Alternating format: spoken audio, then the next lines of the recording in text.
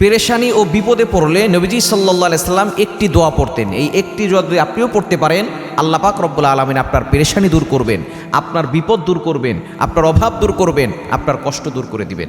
নবীজি সাল্লাল্লাহু আলাইহি সাল্লামের চমৎকার একটি দোয়া, যেই দোয়াটা নবীজি সাল্লাল্লাহু আলাইহি সাল্লাম যখনই পেরেশান হয়ে যেতেন, যখনই কোনো বিষয় নিয়ে তিনি একটু চিন্তা ভাবনা করতেন, তখনই তিনি এই দোয়াটা পড়তেন।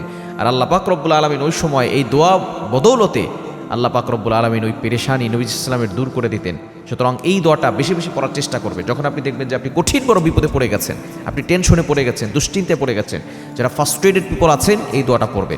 এই দোয়াটার ভিতরে আল্লাহ তাআলার গুণবাচক দুইটা নাম রয়েছে, যে দুইটা নামকে ইসমে আজম বলা হয়। ইসমে আজম হচ্ছে এমন নাম, যেই নাম করে দোয়া করলে আল্লাহ তাআলা সাথে সাথে বান্দার ডাকে সাড়া দেন।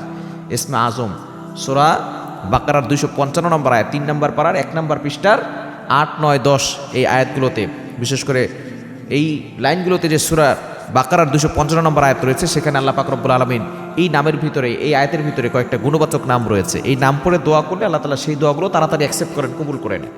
তার ভিতরে দুইটা নাম হচ্ছে ইয়া হাইয়্যু ইয়া কাইয়্যুম। সুতরাং এই দুইটা নাম পড়ে রাসূলুল্লাহ সাল্লাল্লাহু আলাইহি ওয়াসাল্লাম যখনই পেরেশান হতেন, আল্লাহর কাছে দোয়া করতেন, বলতেন ইয়া হাইয়্যু ইয়া কাইয়্যুম বিরহমাতিকা আস্তাগীস, ইয়া হাইয়্যু ইয়া কাইয়্যুম বিরহমাতিকা আস্তাগীস।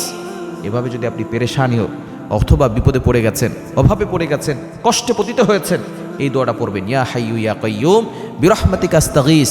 আল্লাহ পাক রব্বুল আলামিন আপনার সকল পেরেশানি দূর করবেন, সকল অভাব দূর করবেন, দুশ্চিন্তা দূর করবেন, এবং আল্লাহ পাক রব্বুল আলামিন সকল বিপদ থেকে আপনাকে হেফাজত করবেন।